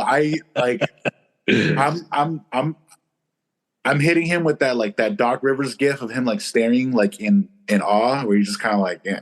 Right. That was me. So, because he, on top of Hercule being like not a good fighter, like he's also like he's cowardly, bro, straight up. So I was just like, dang, Angel. So the fact that y'all give Angel a hard time, and and I don't go at him, so I'm just like, dang, bro, like that was a shot at me, and that was a heavy shot too. I'm just like, all right, dude. He could have called me Yamcha. He could have called me Krillin. He could have called me Tien, Shiaotsu. These all would have been acceptable answers. Right. But he had to go with Mr. Satan, Hercule. So I'm on to you, Angel. That's it. Final thought. Done. There you go. What about you? Any final thoughts? That's funny. My final thought is... God, what is my final thought? I had one. Okay, I got it. So there's a lot of unnecessary, expensive accessories for coffee. Oh, and there's a lot of like these like influencer type that get on Instagram and TikTok, and they're like showcasing. They're like $5,000 machine, and they're like $200 tamper, and they're like $3,000 grinder. And it's like, bro, that's cool, man. Like, that's cool. It looks cool. But guess what? The common man can't get that. Yeah. So why don't you make coffee and give us tips for the regular folk? Yeah. Like, it's super aesthetically pleasing, but guess what? I'm not going to drop $5,000. That's absurd, dude. On an espresso machine. Not because I don't want to. I can't. Financially, I can't. I'd be like what's his name? The Tiger King. I'm never gonna recover, financially recover. Yes. And I think that part is getting so crazy. And every single day, it feels like there's a brand new cup, and there's a brand new this, and there's this accessory. You need this for that. And it's like, bro, like, come on, like, what are we doing? Bro, everything is straight further from God, bro, with the coffee. Bro. Like, have you heard of that quote? Like, yeah, what? It's like, dude, bro, like, coffee is amazing, and there's amazing ways to make coffee that doesn't require you to have like a science lab, doesn't require you to drop like $20,000. Right, shouldn't cost you an arm and a leg. There's like ways for you to drink good coffee at a reasonable price. Let's go back to that. Let's do that. And I think that part is like so infuriating to me, because people will be like, hey, what, do you need this? No, you don't need it. There's like the newest thing I saw. It's like this, like, I don't know, like, the thing that you use for babies to take out their boogers when they're like newborn. Oh yeah. So it's something like that, but it's like to blow away the excess espresso.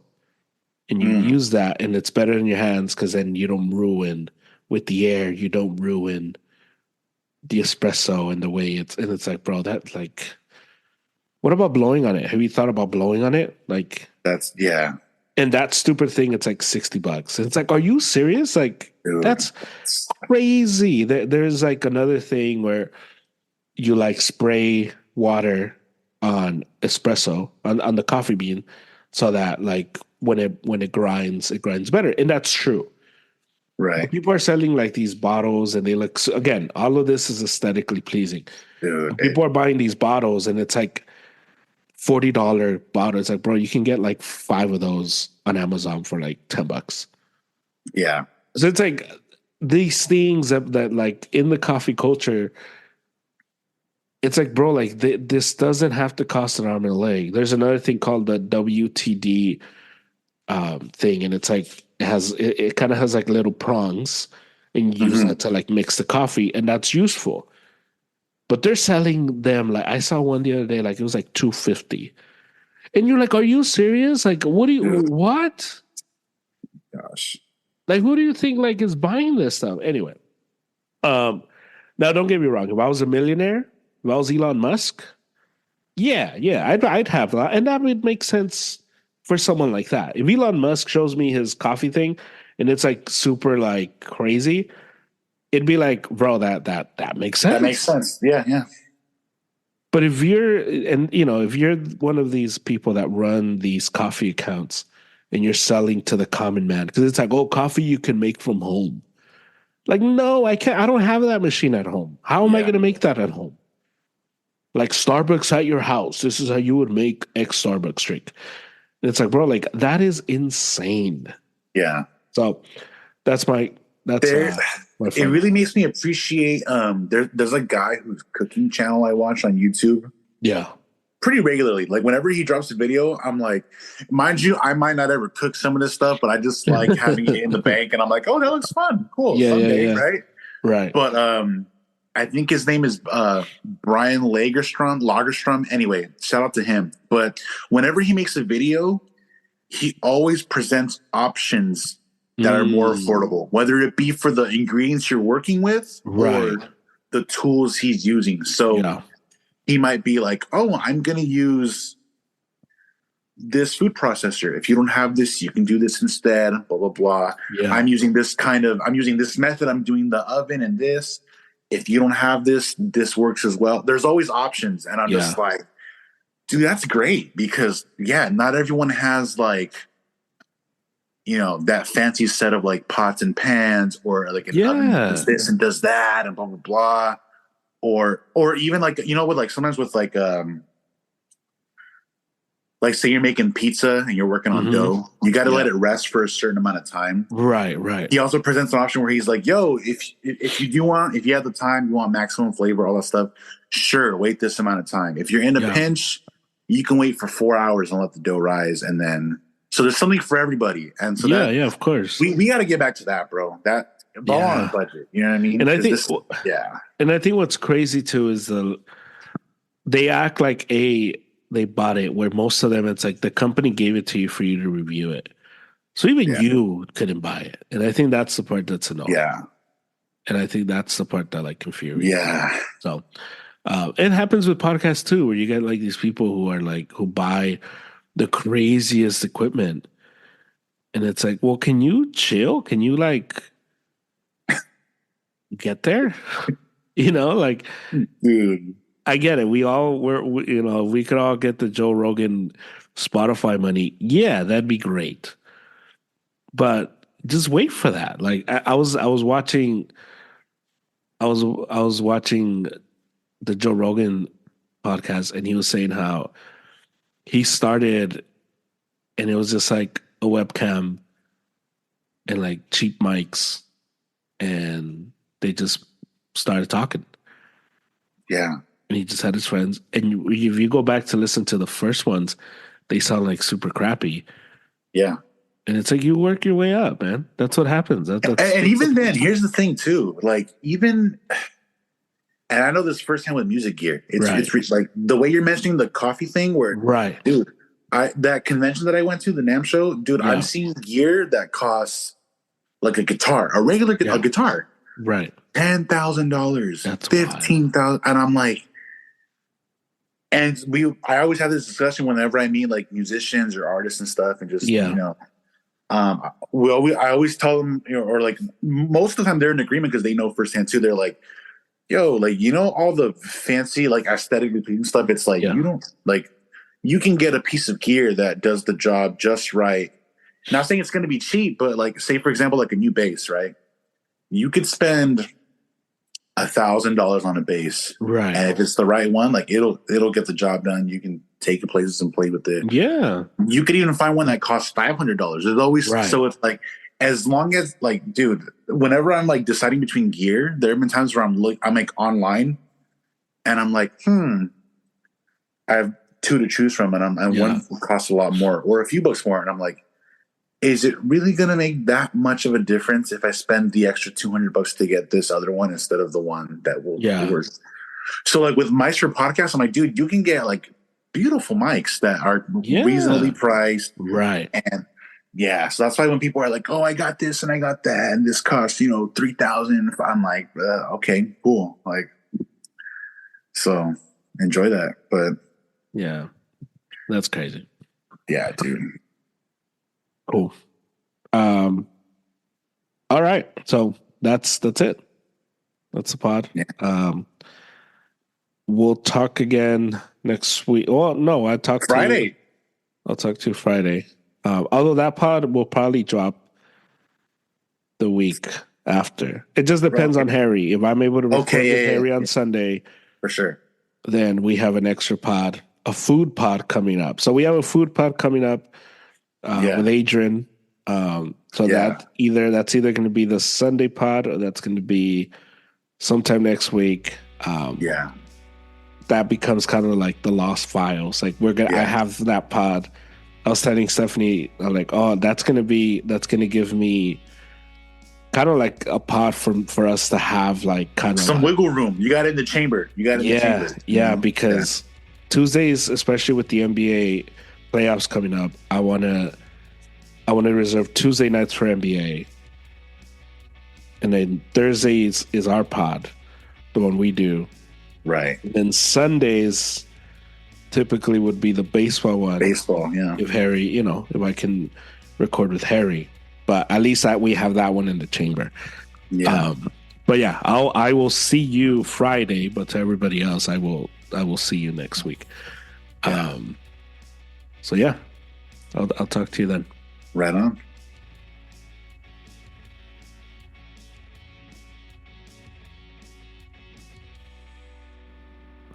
that's the pod.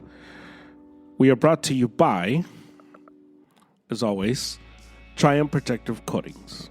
They specialize in concrete polish, epoxy flooring systems, micro top floors and walls, and self-leveling underlays. They service California, and they speak Spanish. You can follow them, Triumph_coatings on Instagram, and you get a 10% off if you use the promo code ArrowsUp. You can also reach them on Gmail, triumphprotectivecoatings@gmail.com. Thank you to Angel for the music. Thank you to David.